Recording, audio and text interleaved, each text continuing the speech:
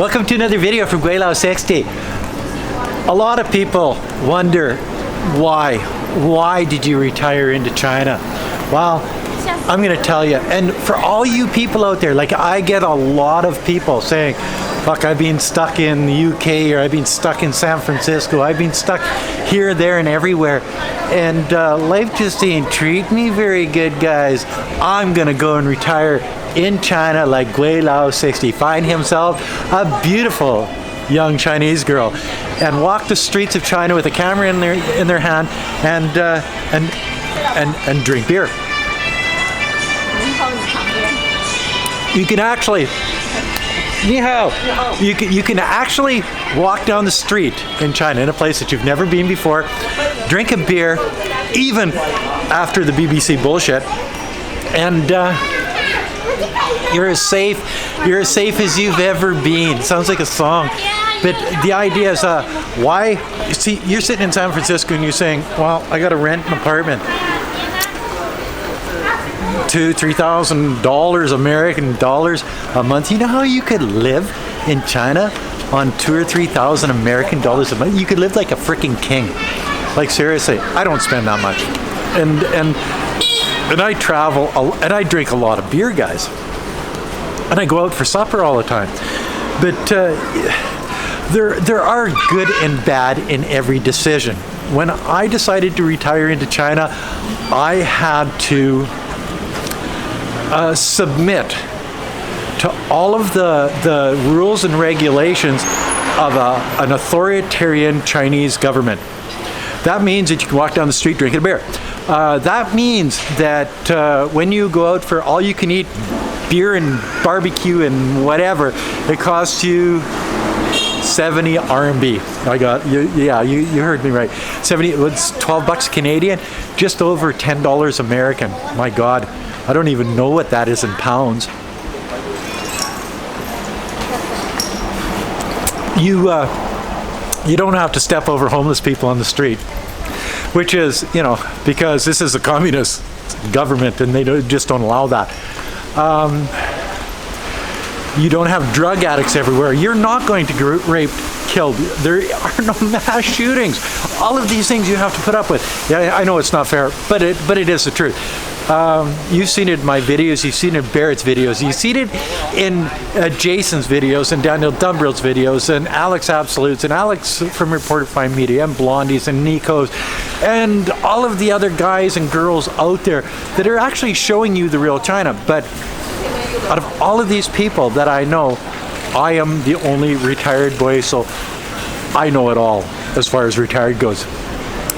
Well, maybe not all of it, but if you're thinking of retiring into mainland China and you want to do something, what I did, I reinvented myself when I was 57 years old. I picked up a camera and I started talking to you guys. And I thought, fuck, I'm going to make a fool of myself. And I actually do. And you see, like, I could turn around here and you can see all of the people watching me. And after a while, you just focus on the camera and that's just the way it is. But when I was 57 years old, I retired at 53, but it took me 4 years to get my shit together. And then when I was 57 years old, I picked up a camera and I started doing videos. And that sort of changed my retirement life into maybe even a better life. Now I travel all over the place, showing you what I see. You can have this life. It's not that hard. It's like anything else. If you say, well, geez, I want to be a doctor, a lawyer, I want to open up a gas station, I want to buy an old Indian motorcycle and fix it up or whatever. It's just a matter of going out there and actually doing it. And that's what I did. And I've always been that way. When I say, well, I'm going to start a business, I'm going to do this, I'm going to do that, I'm going to go buy a house in China, I'm going to, and the next thing we got on the you might think I'm nuts, but yeah, I am. But that's beside the point. I wasn't looking at that pretty girl. Oh, Wei Fong never watches my videos anyway, so whatever. We're thinking of buying a third place. We got one in Vancouver Island in Nanaimo. We got one here in Nanning, Guangxi Autonomous Region, mainland China. And now we're sort of thinking, well, there's like 10 million empty houses in Japan. Some of them come with like farmland or like acreages and stuff like that. So we're starting to look at those and say, geez, maybe, you know, that could be a place where we could go and hang out for a month or two every year, because look, I've been looking at some of these places and man, they're not that expensive. So that might be something that we look at here in the very near future, or not, who knows. I wasn't looking at that pretty girl either. My God. See, when you retire, when you decide to retire, you got to take everything into account. Do you retire in a place where you can't afford to live a proper life? How much money is your retirement going to afford you? If you're on a budget of anywhere from $1,500 to $2,500, say American dollars. Let's go with American dollars because everybody knows what an American dollar is worth. That doesn't afford you a very good life in the United States, Canada, Great Britain, Australia, any of these places. For that amount of money, you could live better in China than you could in Thailand or Malaysia or Indonesia or even the Philippines, guys. China is less expensive than these places. It's not as less expensive as places like Cambodia, Vietnam, but then you're losing some of the benefits of a place like China too, with the infrastructure and all of that. Then another one of the things that you're going to have to look at is the size of a country like China. There's so many places to go. There's so many places to see. And, well, if you've been watching any of our videos, this is a huge country. This is a country with 5,000 or 6,000 years of history. It has culture. It has beauty, like the mountains of Gweilo and Guangxi Autonomous Region, the rivers, the places like Lijiang and Kunming, and Shangri-La is actually in mainland China. But if you gotta like yak meat, barbecued yak meat. It's not the utopian place like in the book, but you know, but it is in mainland China. You've got mega cities like Beijing and Shanghai and Chongqing and Guangzhou, you know, so you've got everything here at your fingertips. And as I say, everything is very inexpensive. But that all depends on where you land your ass too. If you land your ass in Shanghai, it's going to cost you more. If you land your ass in a place like Nanning, it's not that bad. I can afford the beer here, guys. Oh, and don't forget to buy Gweilo a beer. Oh, is that a QR code? Oh man. The things I do for this channel, eh? But one of the best decisions I have ever made in my life is marrying Wei Fang. I thought you were thinking I was going to say retire to China. Well, actually, that was part and parcel of getting married to Wei Fang, was to actually decide to retire in mainland China. All of these different things that we've done in the past, the businesses that we've ran, the decisions that we've made with family and friends, the decisions that we've made in purchasing properties, all of these things have led to this one point of Wei Fang and I actually retiring here in mainland China. I wouldn't have it any other way.